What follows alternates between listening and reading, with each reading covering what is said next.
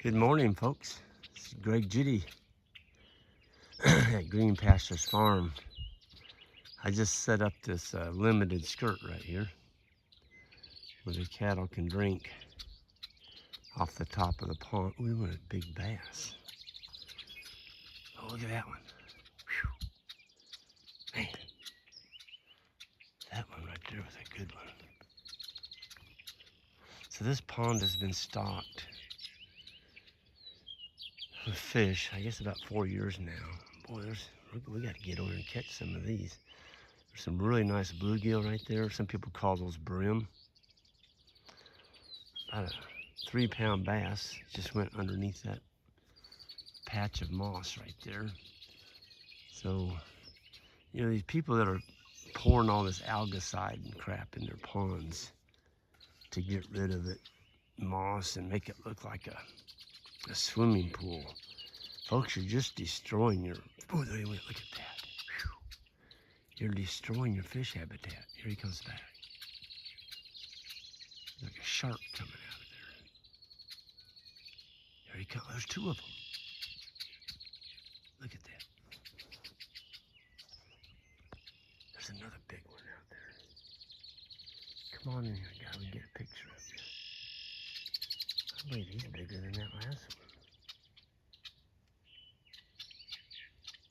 Here he comes. There's a bluegill right there in front of him. Come on, oh, there he goes. Look at that. You know what? They've got a nest. Those bass are spawning right here underneath. Here he comes back again.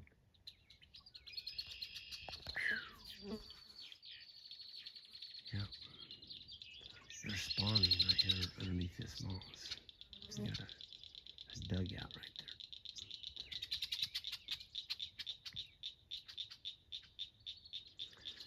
This is another reason, folks. You know, we dug this pond for livestock. But if you're gonna dig it, protect it from cattle, don't let them in it. And you'll get this natural habitat. Cattails are good habitat for fish.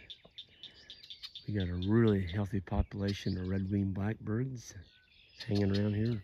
Oh, look at that. Man, there's fish all over in here.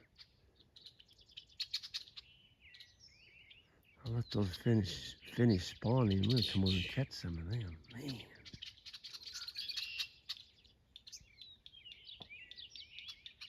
I love fish. I love catching them. I love eating them. And I love watching them swim around the pond. Because a pond is not a healthy pond unless you fish it. You got to take some fish out of it. If you don't, they get overpopulated and you end up with a bunch of runts. There's just too many fish and not enough food to support that, you know, that population in your pond. So the rule of thumb on bass is you need to take about 20 to 25 bass out of your pond. Back up on that. 20 to 25 bass per acre per year.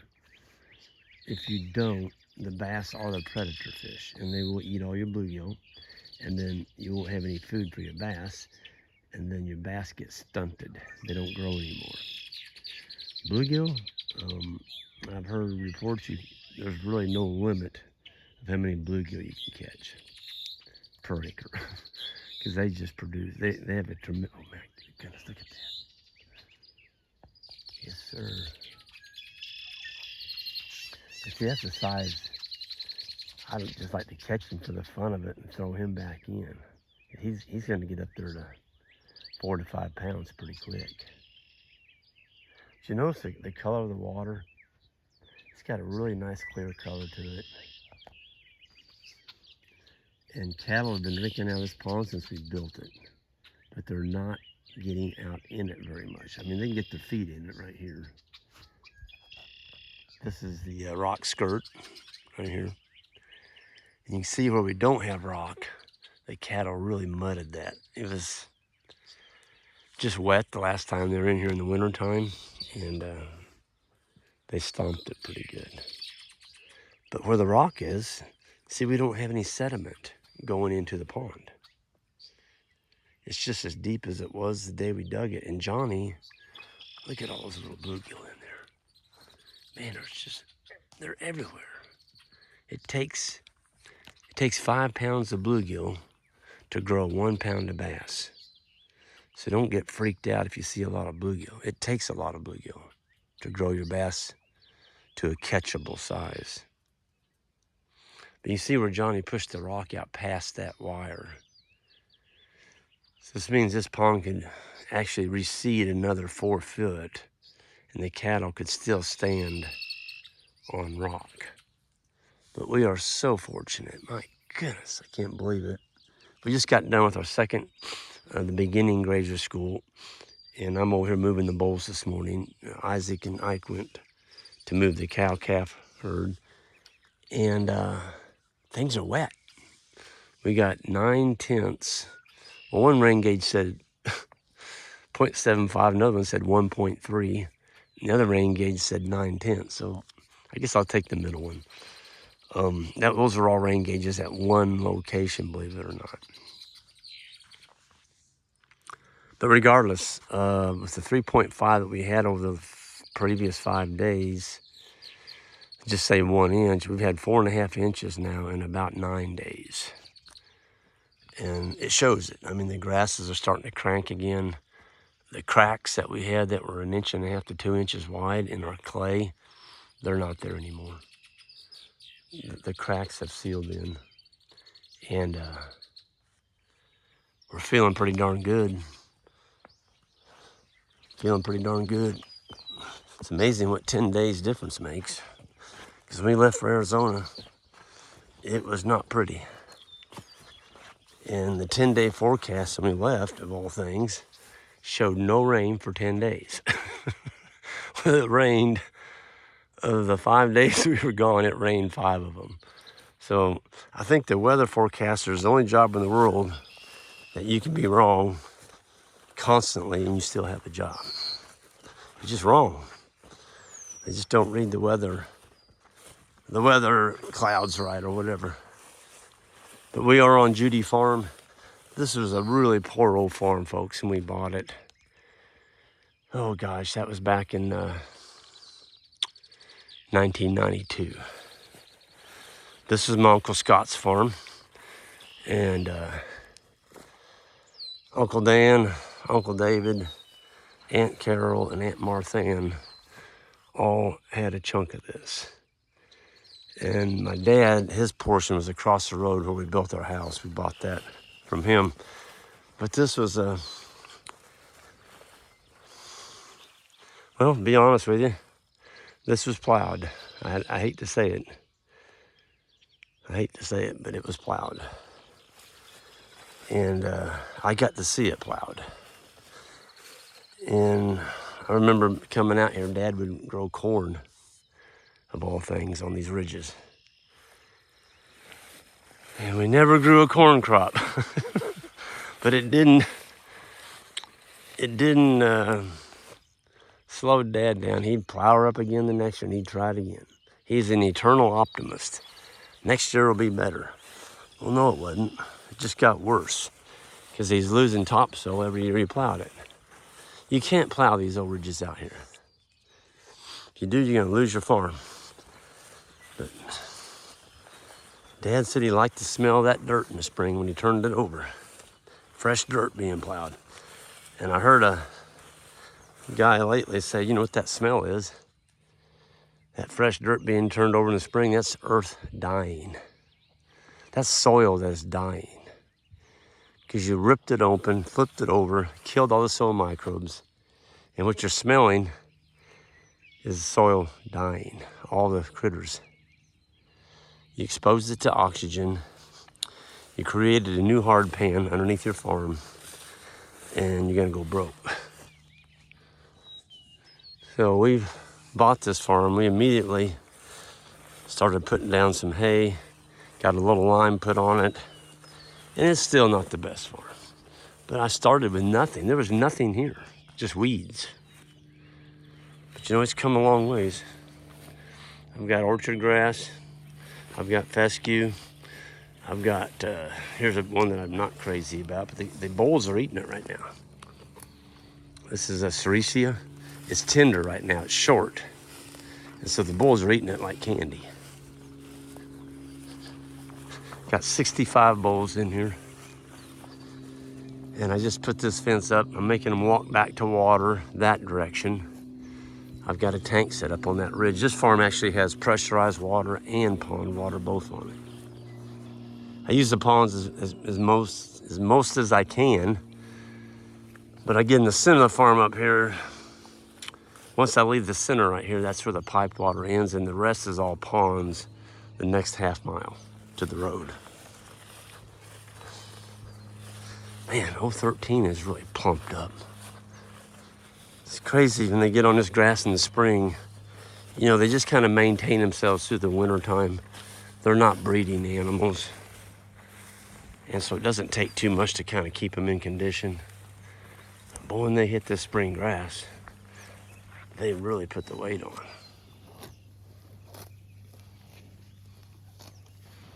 And the hair coats. The hair coats are starting to get better. That little guy there is almost completely slicked off. Some of them are still packing a little bit of hair. But you know what? It's supposed to get up to 90 today. That winter hair coat's gonna be going bye-bye. So this is a part of the farm that Johnny cleared. So from that cedar tree over to that big oak tree, this is all autumn olives and cedar 2 years ago. And Johnny came a skid steer and pushed all that stuff down in that draw. And we came in behind him, we unrolled the hay after we seeded it with fescue. And so what you're looking at is a 2-year stand right here. 2 years of what was 100% brush, and now it's grass. And it's got some autumn olives. You know, anytime you push an autumn olive tree out, you're gonna have sprouts. You don't get all the roots. So you just have to, you know, contend with those and stay on top of them. Don't let them get back away from you, because those things will get 8 to 10 foot high, and they just kill out the grass. They get so darn thick. I don't mind a few sprouts like that because the animals will kind of chew on them, but the problem is they get taller and taller, and as they get taller, the animals don't eat them. Now there's one, look at that.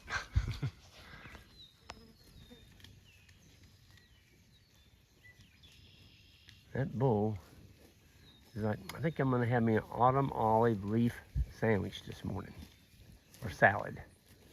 Look at it. Took the top off of it. So he just ate those leaves off that autumn olive. Still eating them. That autumn olive bush has a taproot 3 to 5 foot deep that has minerals, rich minerals, that's mined onto those leaves. And that bull is eating those leaves. And of course, what he eats is going to be pooped out on top of the ground.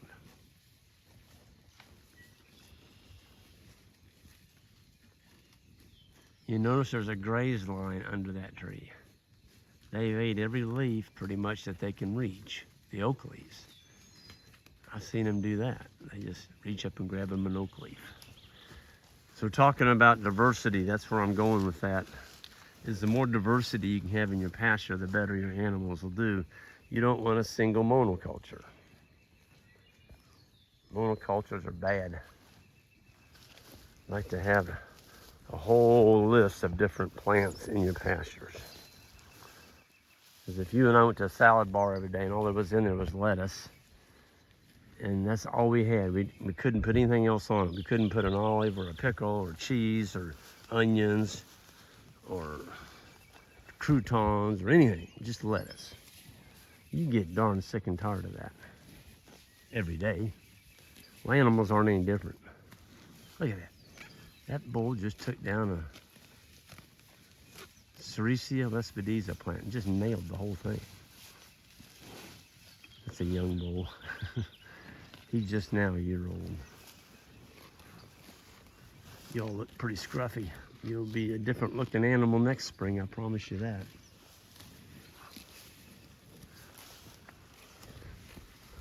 They're eating that Ceresia lespedeza. chowing down. And Ceresia is a legume. It's got really good protein in it. And don't tell the bulls it's not any good to eat because they're eating it. But it's tender. Here in another 3 to 4 weeks, it's going to be like feeding them a cedar tree. It's going to have a high level of tannin. It's going to be more woody, and it's not going to be tender anymore.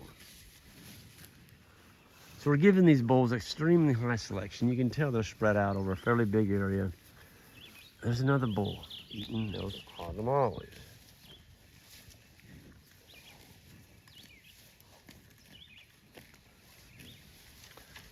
So we're trying to give them as big an area as we can and rotate, because now we got the rain, we got the grass is kicking in.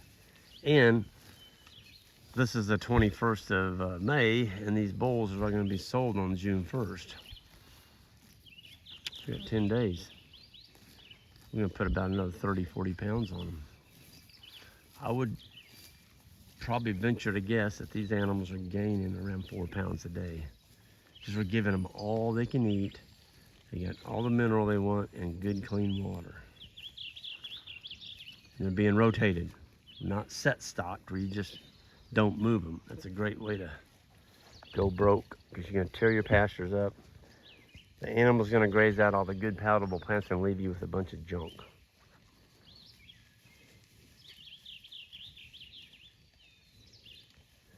Well, I'm going to go ahead and sign out of here. I've still got a little work to do with setting up the fence over here. And just wanted to give a shout out to everyone that came to the grazing school. It was a wonderful school, a wonderful group. I think that's one of the things I really enjoy about the grazing school is you get to meet so many passionate, energetic, bright-eyed people that are excited about regenerative agriculture. And you know, I don't watch the news, but if you do, it's pretty depressing. And then you get around a group of 130, 140, people that have moved back to the farm and got a piece of land and they can't wait to get started and they're anxious to learn. Oh, sign me up. Sign me up for that every single day. Folks, I'm going to get out of here. Y'all have a good one, and we'll see you next time.